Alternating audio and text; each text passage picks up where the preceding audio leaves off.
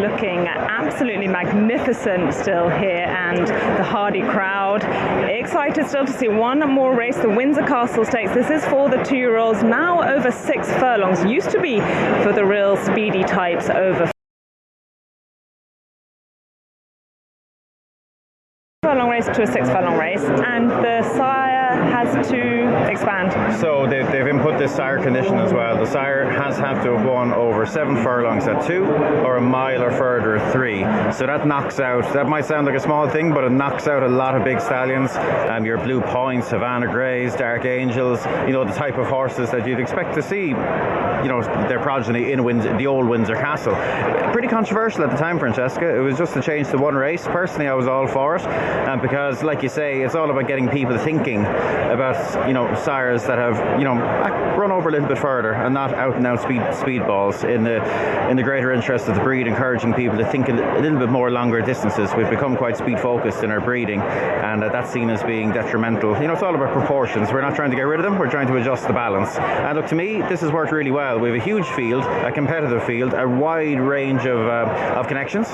So look, I think it's been a positive step, and anything that gets people thinking in that way from a bloodstock point of view, I think is really positive.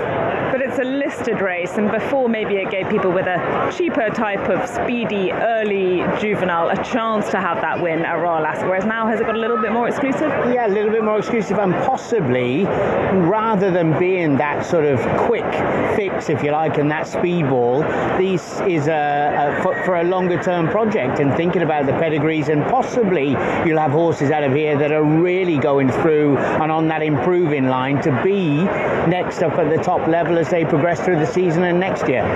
Well, no surprise, there's plenty of them. Let's get the runners and riders with Richard. Yeah, there are, and obviously one of the reasons this race, the idea was also to improve the field size for the Norfolk, which sometimes had possibly suffered because of its similar conditions, albeit a different grade to the Windsor Castle. Either way, we do have a big field here. Number 1, A Bear Affair. Remember, he won the very first 2-year-old race of the season. The Brocklesby for Sean Levy. 2 is Agitator Neil Callan. 3, Alfred Wallace, Kieran Schumacher. 4, Alp Duez in the first Midland Park colours. Blue Cap, Luke Morris. 2nd, Orange Cap, number 5, Bolito, Callum Rodriguez.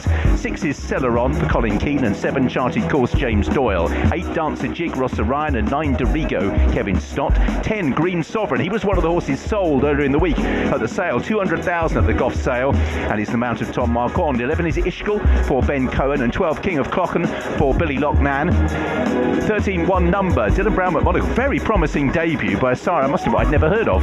14, Our Boy Bailey, Shane Foley. 15, Rulers Control, Joey Sheridan. 16, Sail Shark, Machine Murphy. 17, Sergei Diaghilev for Ryan Moore, and 18, Victory Gold.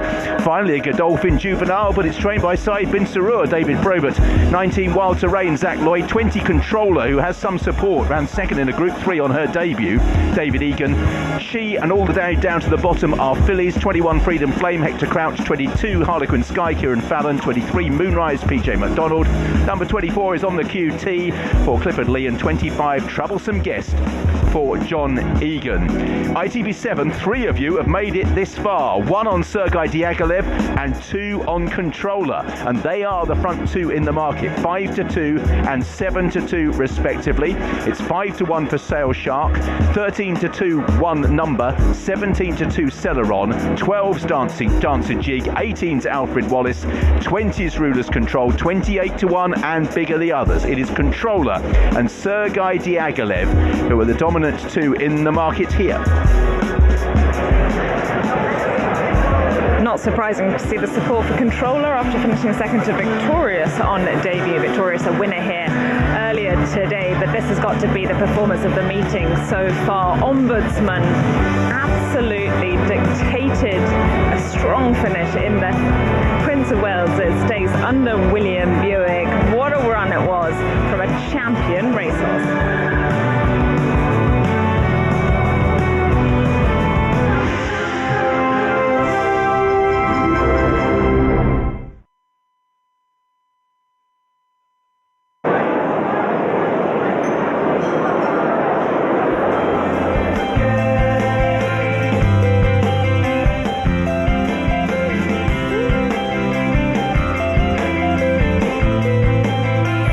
Let's just pretend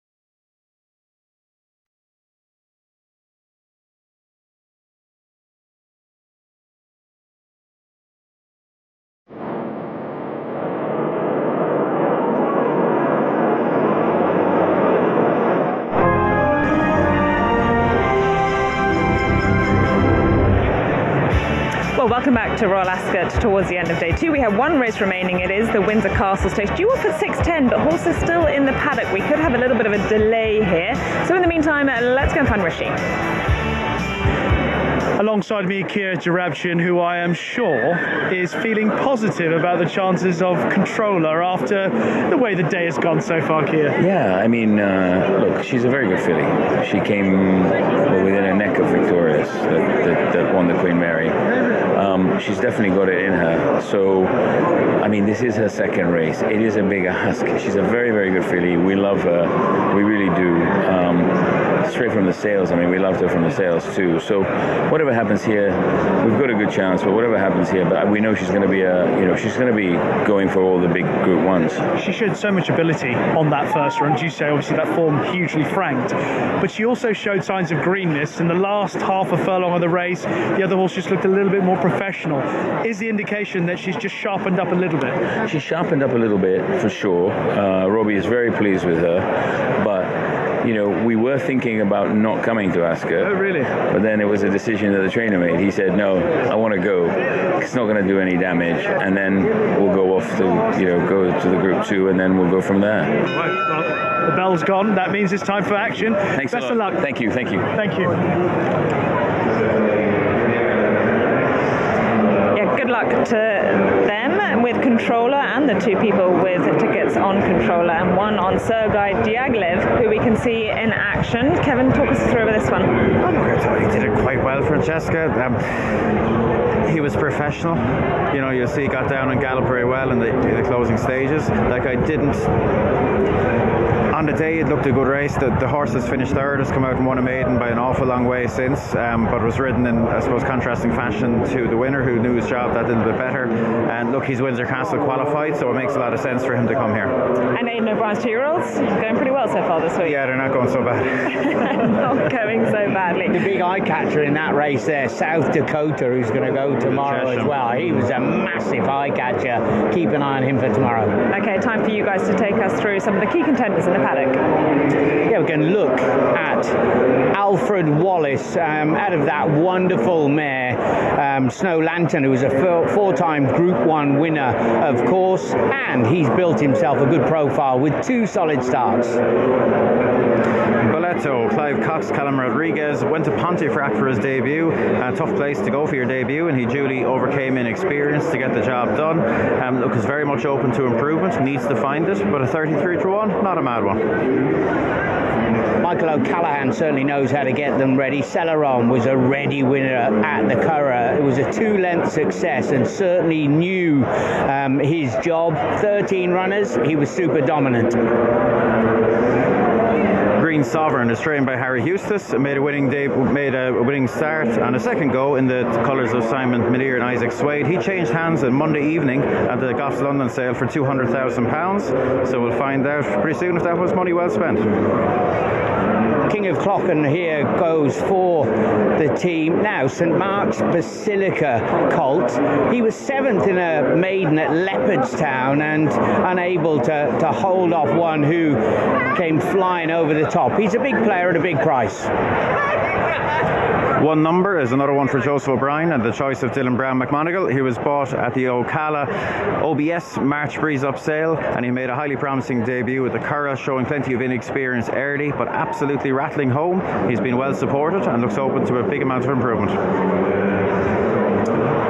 This is Ruler's Control. We've gone back through Territory's colt, who attracted plenty of support when he managed to win a decent maiden at the Curragh under heavy conditions. It'll be much quicker this afternoon for him. Number 17 is Sergei Diaghilev, who is going to give lots of people trouble with the pronunciation. Ridden by Ryan Moore, Aidan O'Brien, his 2-year-olds need no introduction. Winning debut at the Curragh, has been earmarked for this race and is a worthy favourite. And we have Controller, the grey filly. She's by Night of Thunder. That is red hot form. She's a 3-1 joint favourite at the moment. Victorious winning gives her a very solid opportunity. alongside me is Rafe Beckett, who runs a horse here, Dancer Jig, in very famous colours, those of Jess Smith. Rafe, a horse who's run 2 races with great amount of promise. The first one at Doncaster, the Brocklesby, showed that he's got a lot of ability, a lot of precocity. What have you seen from him since then?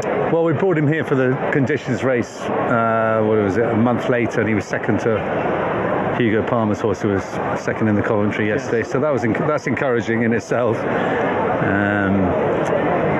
I think we thought he would win that day. It didn't work out like that, but yes, he's pretty quick, and this should set up well for him. So fingers crossed. The makeup of these races means it's impossible to have serious predictions. But in terms of the draw, are you happy with where you're at? Well, I think we'd have liked to have been higher, but I think we're high enough. We wish you the very best of luck. Thanks, Rishi. Thanks, Ray. Yeah, a few of these horses, obviously, well, every horse is very inexperienced in this race. They've only had a maximum 2 horses have had 3 runs, and most of them have just had 1 run. One that I quite fancy is a horse called Sail Shark. We'll see if we can see down here. He's going to be having the rug on, Hugo Palmer's own rug. He had that first time when he won at Hamilton, and we shall see. Is it your responsibility to put the rug on then, is it? So I hope it doesn't fall off. Yeah. I hope it doesn't fall off anyway. What does he do? He just gets claustrophobic, does he? Yeah, so it just helps him, it protects his side so he's not feeling the stalls against his body. And is he quite, he's only had the 1 run, but is he quite savvy horse, is he? Yeah, he's very savvy. Is he? Yeah. Someone told me he's a bit of a goer at home. He's a real ripper, is he? Oh, I don't ride him, thankfully. I don't want to ride him. I'll leave that to the lads, but no, he's fine. Okay, yeah. Good on you. Good luck anyway. Let's see, number 8 just going through there. That is Dancer Jig, Rafe Beckett. We heard from him earlier on. Nice looking horse, really compact. Looks a really fast horse. But let's go back up and join Ruby. Yeah, obviously Ascot is an intense environment, and these are only 2-year-olds, but Hector Crouch does really good here on Freedom Flame as he's leaving the paddock. He's hand welded in the neck strap, but he's using that so he's not pulling on the horse's mouth too much, because his horse is fly leaping, and he's using the neck strap to keep him balanced, using his right hand to try and hold him, but his left one is holding his body weight in the neck strap, so he's not catching him in the mouth as he fly leaps his way to the post. Yeah, she was quite lively going down to the start, wasn't she? One of 6 fillies in the field here. At this time of year, Kevin, would the fillies be at a disadvantage against the colts or not? No, I don't think so, for a good reason, in that this is only a listed race. I say only a listed race, so the fillies get a £5 allowance here rather than the £3 allowance they would get in the group race. So when they changed the conditions of this race, but one of my thoughts was, God, you'd love to have a fast filly to aim at it because they get the extra £5 rather than 3. But look, I wouldn't be worrying about it. I wouldn't be surprised at all if a filly won. And there's one with an interesting pedigree in here by a horse called Jack Christopher, who I've never heard of. Where was this one sourced? Yeah, this horse is the reason why I wasn't at Cheltenham with you guys. A team of us went off to Ocala in Florida to try and buy Windsor Castle horses, because the way American racing is set up, most of the good horses that end up being sires have won over 7 furlongs or further at 2. So a huge amount of them are qualified for this. This fellow was one of 3 that we bought, and he's got here. So the plan has worked well to this point. Jack Christopher won a grade 1, over a mile over a mile at 2, and then won another one over 7 at 3. He's a first season sire. He had a very impressive winner only a few days ago, actually. He stands with Coolmore in America. So he's made a promising start. This horse made a promising start. He's been asked a very big question to come here on his second run, having been quite green on debut, but I think his place in the market sums up that everyone thinks he made a really, really promising debut. And Jason, we saw the majority of the field coming across to the stand side in the last race. Could we see even more coming across the stand? This is one thing you will learn about the jockeys, and the more that we watch racing.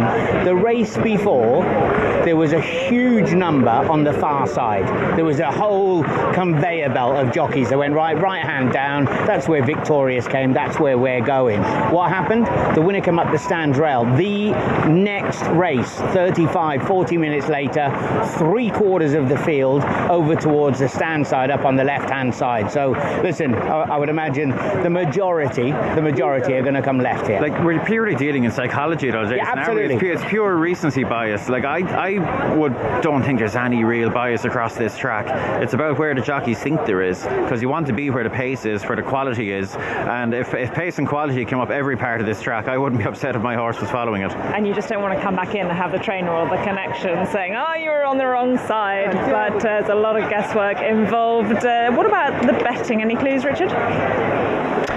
Well, if the attempt was to take out the sort of troublesome nature of speedballs, it hasn't really worked in the preliminaries. Sergei Diaghilev's favoured 11-4, Controller 3-1, Sail Shark unseated Oisin Murphy on the way down. Ruby pointed out how free Freedom Flame was, and only marginally better was Troublesome Guest. They're still arriving down at the start in dribs and drabs. Sergei Diaghilev 11-4 has displaced Controller as favoured at 3-1, Sail Shark 5's 8-1, one number.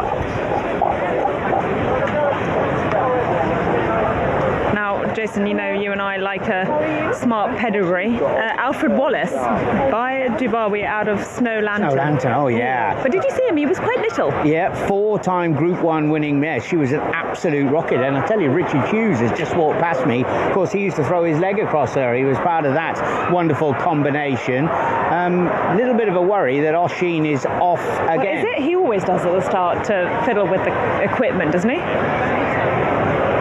Yeah, he does a bit, but he was being nice to this filly on the way to post, so he was. She came out the gate and she was having a look. Oisin gave her a pat on the neck as he was heading to the post there to encourage her to go forward, and she said no thanks, whipped around and chucked him onto the ground. And fairness to him, onto his feet and sprang straight back up on her back. His back even. Well held, I would say. He did well. He did well. Now, on flat jockey terms, that's incredibly brave.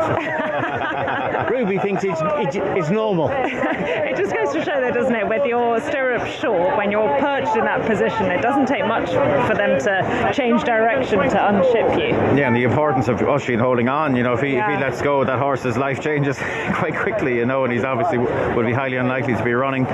So all involved with him will be delighted that Oisin's got a good grip.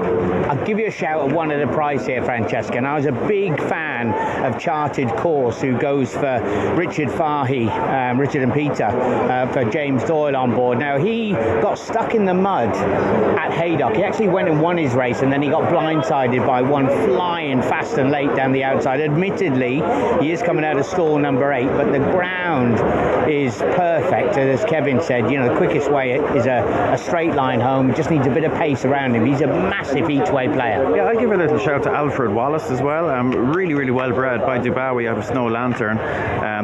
You know, put up a really good performance on the clock at Thirsk last time. They offered him at the Goffs London sale on Monday. The reserve was clearly £400,000. No one wanted to give it. So I think this horse will run really well and make a few people think that maybe they should have put their hand up. It's quite fun, isn't it, being able to buy a horse literally on the eve of Royal Ascot and have them run here. Does the sale have a good strike rate? Oh, there have been winners from it, I'm sure. You've caught me on the hop. But look, there's great trade there. I think there was 19 horses offered, 11 changed hands. Most of them are going to be running here this week. So look, not everyone's lucky enough to get hold of one early enough, and if they can have the option of getting in late. Sergei at the top of the market, and of course he's drawn down in stall number 2, so that'll be interesting as to the way the race is run, the tempo of the contest, all important. A few misbehaving, Lou? Yeah, there is. Alfred Wallace, who, funny enough, is one of the more experienced horses. He's had a couple of starts. He's not been ridiculous, but he's in stall 17. This little horse here, just going past us there, number 25. That's Troublesome Guest, who has been a little bit troublesome, to be perfectly honest with you. And he's going to be going into stall 24. Don't forget, you know, before we start sort of criticising these horses, don't forget these are babies. Many of these horses just having their second ever career start, and quite often they'll be worse on their second start. So we've just got the last 5 to go forward. And the favourite is number 17, Sergei Diaghilev. Controller, a little bit weak at 3-1. Sail Shark, the one who unshipped Sheen Murphy, in at third favourite. And we're a little bit late off 6:10. This was due off 6:18 now, but it looks like they're going to be underway shortly. Richard. Charted Course and Sergei Diaghilev are the last two for the Windsor Castle Stakes, now at 6 furlongs. Outdoors has been given a lot of trouble down at the start. Every time he gets close to the stalls, he backs away, and he's getting a little bit head up. It looks as if they might have specific handlers down there, as this might have been expected, but hopefully he will go forward, because otherwise he has had a fair few goes. Outdoors nearly in, Charted Course nearly in, the Windsor Castle nearly off, albeit nearly 10 minutes late. So, Outdoors is in, they're all in. 6 furlongs for the first time for the Windsor Castle. They leave the stalls, and Outdoors was one of the fastest out. Also Troublesome Guest on the near side shows good speed. So Outdoors over on the far side with Dorigo. Charted Course on the QTs over there with Sergei Diaghilev. Also in that far side group, Ishkal's in the far side as well. Moonrise is prominent on the near side in the blue colours with Troublesome Guest. Also Ruler's Control front rank, being followed by A Bear Affair. Also racing handily at this stage, the orange cap of Balletto. Midfield for the likes of Albert Wallace on this near side, in company with King of Clocken. So Outdoors over on the far side leads Dorigo with Agitator on the QT. Charted Course, Sergei Diaghilev is over there in company with Celeron as they continue their progress and making their way now down towards the final couple of furlongs on the near side. One number's trying to improve. The Grey Controller is also trying to get involved as they make their way now down towards the final couple of furlongs. And out in the lead it is Dorigo over on the far side has the lead. Dorigo from Sail Shark over on the far side. Charted Course is over there. Sergei Diaghilev as well on the near side trying to play Moonrise, who's been there the whole way. Harlequin Sky is also running a mighty race. Dorigo, Sail Shark, Moonrise, King of Clocken coming with a run. King of Clocken getting up. King of Clocken beat Moonrise. Harlequin Sky, Ruler's Control, Sail Shark over on the far side. Sergei Diaghilev, A Bear Affair in the ruck in company with Dancer Jig. King of Clocken. You've got to get your horse right here, because King of Clocken has won for Billy Lochnan at 33-1 in the Windsor Castle. Moonrise gave a real bold shout on the near side for PJ McDonald and Andrew Balding, and Harlequin Skies finished third at an absolute monster price. It's closer for fourth. Ruler's Control on the near side. Sail Shark was first home over on the far side with Dorigo. 33-1 beats a similar sort of price with, I think, a 3-figure price in third. King of Clocken. It is who wins for Joseph O'Brien, Michael Hilary Burke and Billy Lochnan. A shock! Very good, Richard, enjoying that a lot. And I kind of have a bone to pick with Kevin Blake here, who is very close to the Joseph O'Brien operation. Hang on, what is your official title?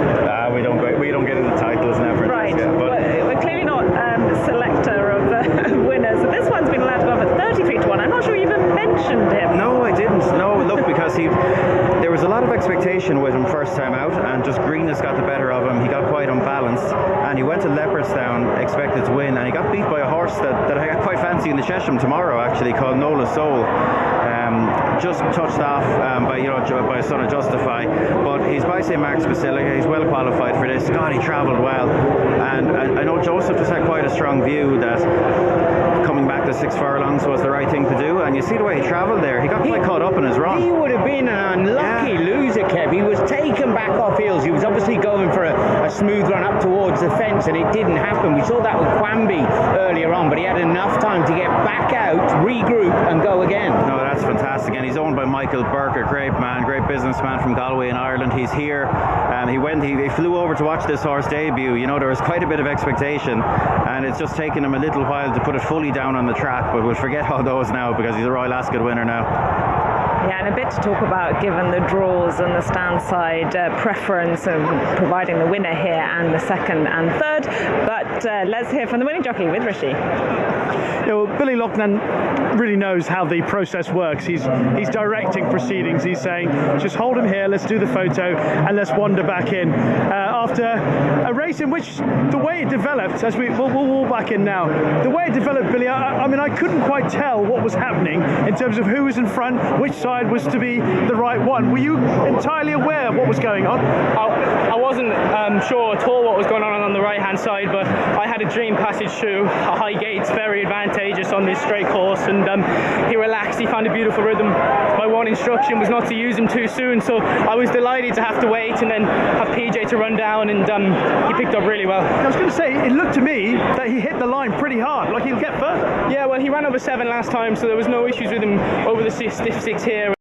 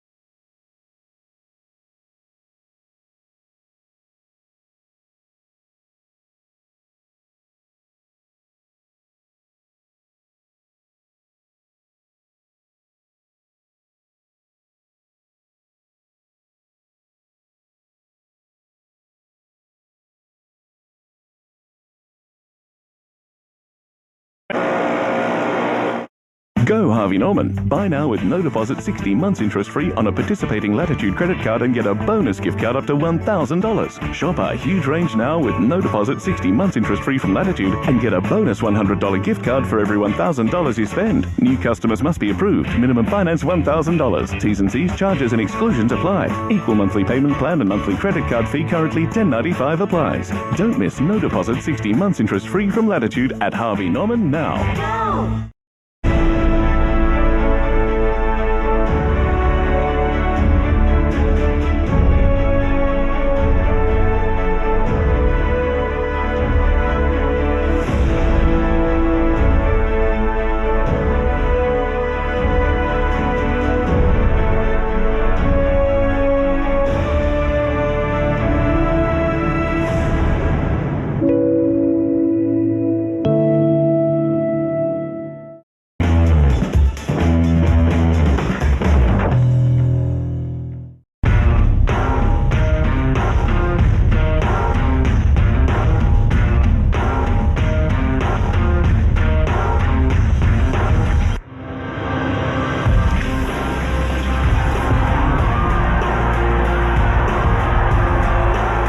Great country racing from right across New South Wales. It's all live on the Sky Racing Network.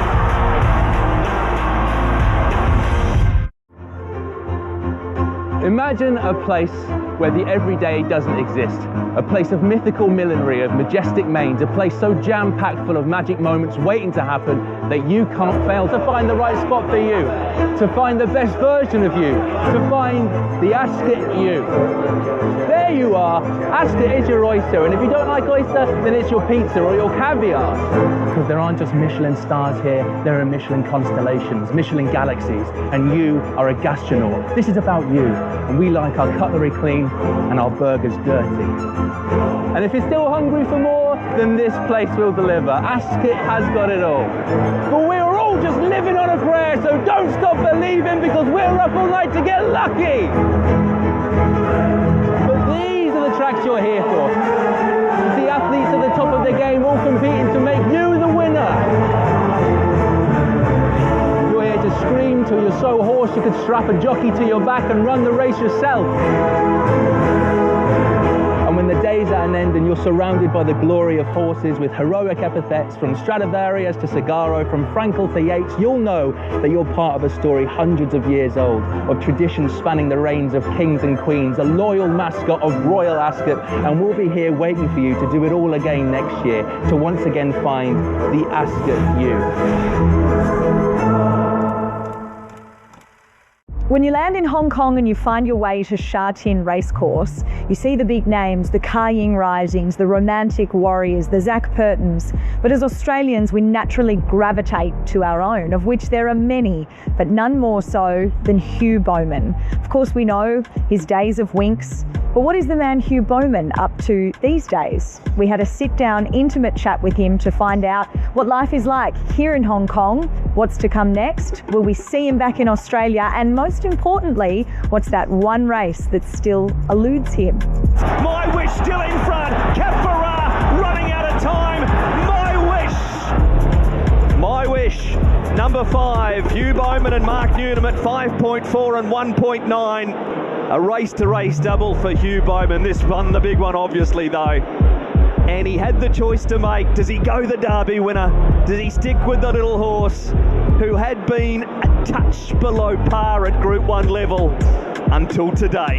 In the hands of Hugh Bowman, the little horse, Nick, with a huge heart and a Bowman on board, wins the 7th. Hey Hughie.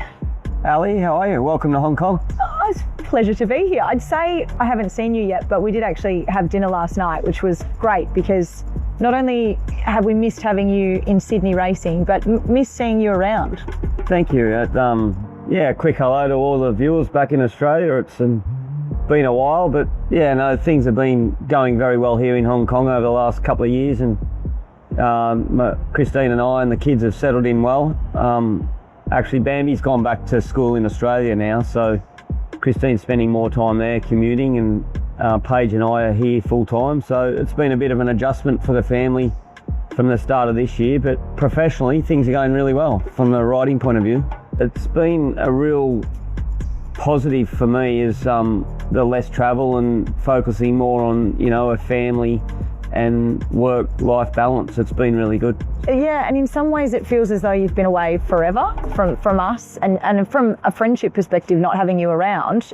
But then it also feels as though you only left yesterday. Has time flown? Yeah, time goes really quick, and it's amazing. It's a good question actually, because one of the things I've noticed more than anything is how quick time goes. Moving to Hong Kong has helped us sort of just stabilise us as a family unit, and you know, that for me has probably been the biggest asset of moving over here. Obviously we do miss our family and friends at home and the Australian lifestyle. I mean, life is fast here and the schedule's quick, and despite the fact we only race twice a week, it's actually a 7-day-a-week job. I mean, really the only day off for us is Saturday, and of course we're preparing for Sunday. So it's a pretty busy lifestyle, even though we only race twice a week. What are the successes like now that you are a little bit older, as you said, and does it hit differently from what you've experienced in Australia and of course the Winx days, which was just a juggernaut? When you say older, you mean a little more mature. That's what I almost, when I said it, I thought what I should say is mature, but mature might not be the right word. That might be the word. So then fair call. Older works. So, yeah, it is different because at home, you know, and when I'm sitting at home watching the races, and I've probably watched more Australian racing in the last 18 months than I did in the last 10 years actually. But I really enjoy sitting there and watching the big races at home on Saturday afternoon and watching the best horses race, and I'd be lying if I didn't say I missed being there and being involved. I really do, and I guess that the competitor in you, it's never going to leave, and the hunger to be there and ride has not disappeared. However, I'm enjoying, like I said, less travel. It's much easier on the body, and with the big race successes, I've been fortunate here in Hong Kong. I think I won the Champions in Chater for Douglas White the first year I came. Russian Emperor closing hard, a grandstand finish, and Russian Emperor goes back-to-back in the Champions and Chater Cup. What a win! Russian Emperor for Huey Bowman has knocked off Romantic Warrior. Then we won the Champion Sprint on Invincible Sage for David Hall the following year, and then last year we won Red Lion won the Champions Mile. So we've had, and this year of course Invincible Ibis winning the Hong Kong Derby has probably been the highlight of my big race success since I've been here in Hong Kong. But you don't get the smorgasbord of big races that you have in Australia. So, you know, they're few and far between, and of course my association with Helios Express has been outstanding. I love riding him. He's just such a reliable horse. But of course he's playing second fiddle to the champ, Ka Ying Rising. And so, you know, you mentioned Winx, so I know what it feels like to have that feeling of being on the top seed, which helps me swallow the pill of being on the second best with Helios Express. So, you know, I guess life is a journey, and it's been a great one for me and my family, and you know, I'm really proud of what we've been able to achieve in Australia before coming here, and since moving here. I've been a second to Zach, who's obviously clearly the #1 rider here in Hong Kong, and deservedly so. He works really hard, and I admire how disciplined and dedicated he remains to be at the level he's at. I think it's a credit to him and Nicole and his family to that level of professionalism that he sustains, you know, and has done for so many years. But I'm really comfortable in my lane. You know, obviously I love competing, and when the better races come around, I seem to have a little bit more motivation.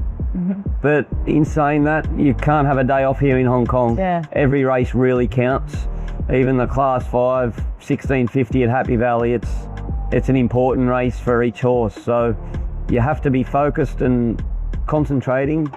If you sort of lack or lull at any point, it's picked up. It's Cheval Grand. Cheval Grand goes on and wins the Japan Cup. the winning jockey, Hugh Bowman. She'll be apples is his favourite expression, and she'll be apples today. We were joking before about you being older and the maturity part not being there, but everything that we've spoken about today, you can see you've really developed and grown, and that's, I suppose, human nature. We want to live in different generations of our life because there's no point in staying